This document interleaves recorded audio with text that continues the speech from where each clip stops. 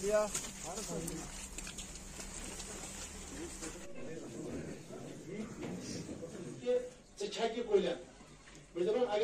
उर्दू में सुनी होगी और मैं उसको कश्मीरी में बनवा रहा हूँ। और जो वीडियो आप बनाओगे कोशिश करनी है आपने कि कश्मीरी जुबान में। हम आपकी उस उम्मीद पे पूरे उतरे होंगे। मैं आज दोबारा फिर आया कि इस सिस्टम में और मजीद किस तरीके से इम्प्रूवमेंट हो जाए, जिसके लिहाज से जो हमारा यहाँ कश्मीर का किसान है,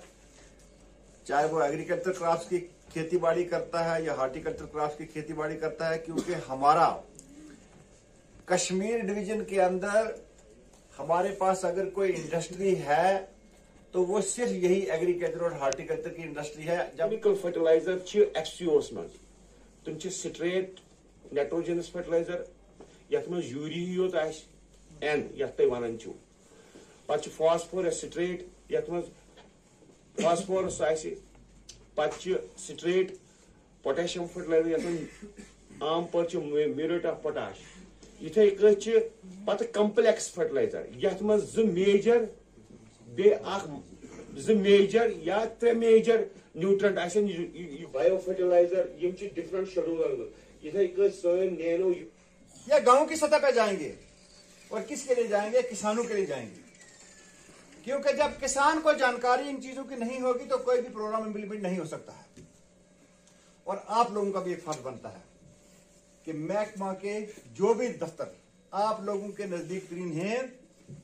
कुछ टाइम निकाल के वहां बैठिए, उनसे सीखिए, उनसे जानकारी लीजिए कि बताओ आज के दौर में एग्रीकल्चर में क्या करना चाहिए। हार्टिकल्चर की अद्वियात यहाँ पे बिकती हैं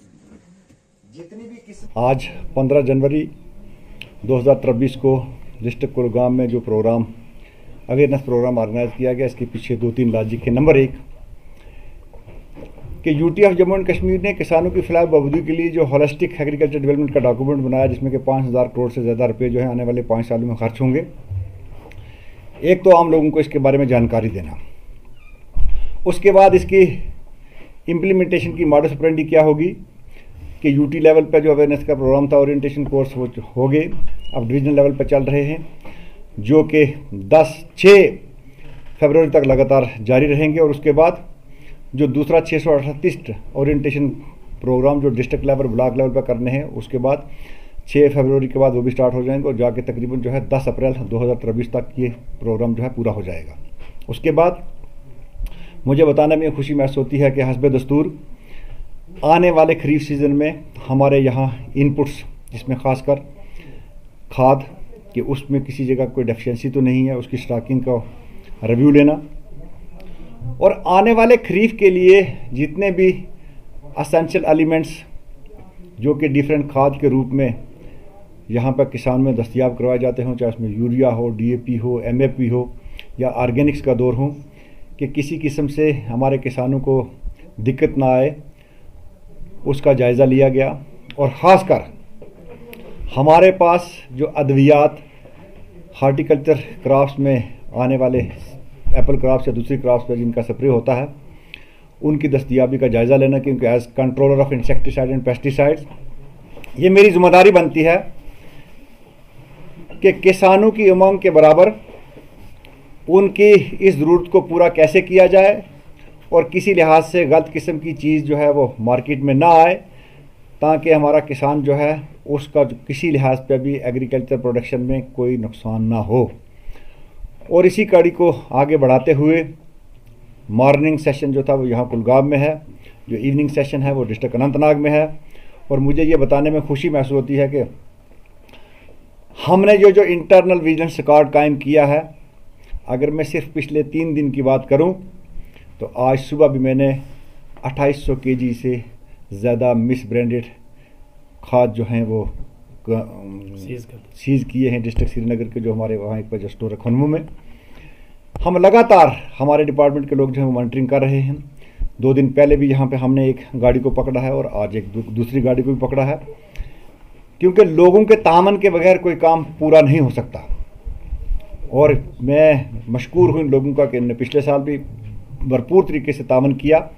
कि हम गलत चीज़ों को किसान के पास पहुंचने से पहले ही उस पर हम लोगों ने कुछ पाबंदियां लगाई हुई, इन तमाम चीज़ों का जायज़ा लेने के लिए। और जो रबी क्रॉप्स हमारी ऑलरेडी ग्रो हुई हैं उनका रिव्यू डिपार्टमेंट ऑफ एग्रीकल्चर के साथ लेने के लिए, तो उसकी कंडीशन क्या है, बर्फ़बारी क्या है, क्योंकि जितनी बर्फ़बारी इस साल होगी, मैं तो अल्लाह तबारक तआला का शुक्र अदा करता हूँ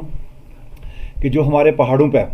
बर्फ़बारी हुई, ख़ासकर ये जो साउथ साइड में बर्फ़बारी होती है, खरीफ आने वाला सीज़न जो है वो इसी पे डिपेंड रहता है। अभी तक तो मौसम बढ़िया तरीके से है, क्योंकि पिछले साल भी हम लोगों को कुछ खरीफ के दौरान में किसी किसी जगह पर कुछ दिक्कत आई थी, लेकिन बाद में वो रिकूप हो गया कि काफ़ी मिकदार में बारिशें होगी। तो ये तमाम चीज़ों का जायज़ा लेने के लिए और ख़ासकर खरीफ सीड जो है कि उनकी दस्तयाबी किसानों तक कैसे पहुंचेगी, उसका जायज़ा लेने के, इन तमाम चीज़ों का जायज़ा लेने के लिए आज डिस्ट्रिक्ट कुलगाम में ये रिव्यू किया गया। क्योंकि इनके साथ तो ऑफिसरों के साथ हम करते रहते हैं, लेकिन किसानों से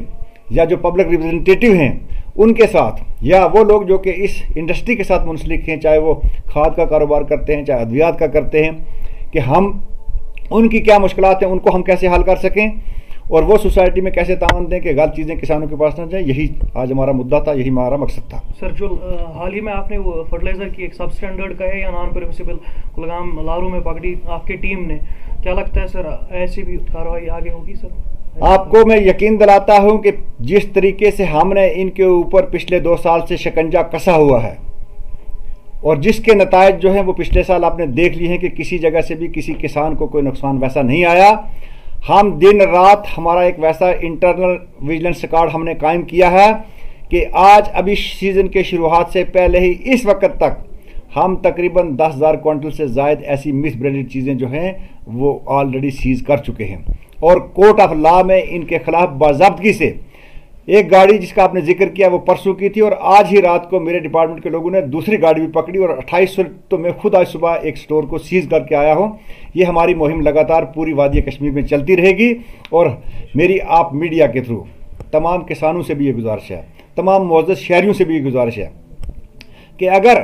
कोई भी शख्स मिस ब्रांडेड चीज़ किसी जगह लाता है, उसके नोटिस में ही आता है, तो मैं बराए मेहरबानी हमारे नॉलेज में लाएं ताकि हम सब मिल के, क्योंकि मैं मीडिया का बहुत ज़्यादा मशकूर हूँ कि ये हमेशा किसानों की फलाह बहबूदी के लिए हमेशा पेश रहे हैं और आपने इस एग्रीकल्चर इंडस्ट्री को ज़िंदा रखने के लिए आप लोगों ने एक बहुत बड़ा रोल अदा किया है, जिसके लिए मैं अपने महकमे की तरफ से आपका शुक्रगुजार भी हूँ और ये उम्मीद रखता हूँ कि अगर आपके नोटिस में भी कोई बात आए तो हम सब मिल के इन बुराइयों को समाज से दूर करें। तो सर, अगर देखा जाए काफ़ी सारे गाँवों में अनरजिस्टर्ड जो डीलर्स हैं उनके बारे में डिपार्टमेंट की कौन सी कार्रवाई रहेगी? मैंने एक मुहिम स्टार्ट की है कि कोई भी शख्स लाइसेंस के बगैर, चाहे वो खाद हों चाहे अद्वियात हों, वो ना बेचें। और इस मुहिम में आने वाली स्टॉकिंग से पहले हम भरपूर तरीके से देख लेंगे कि किसी के पास अगर लाइसेंस बनाने में उसको किसी असिस्टेंट की ज़रूरत है तो वो डिपार्टमेंट ऑफ एग्रीकल्चर पूरा करेगा, लेकिन गलत तरीके से और लाइसेंस के बगैर हम किसी भी चीज़ को बिकने नहीं देंगे। हाँ, हमारे नोटिस में अगर वैसी कोई बात आए ना आए तो मैं नहीं कह सकता, लेकिन जहाँ तक भी मेरे नोटिस में ऐसी कोई बात आएगी मैं ऐसा गलत नहीं होने दूंगा इंशाअल्लाह।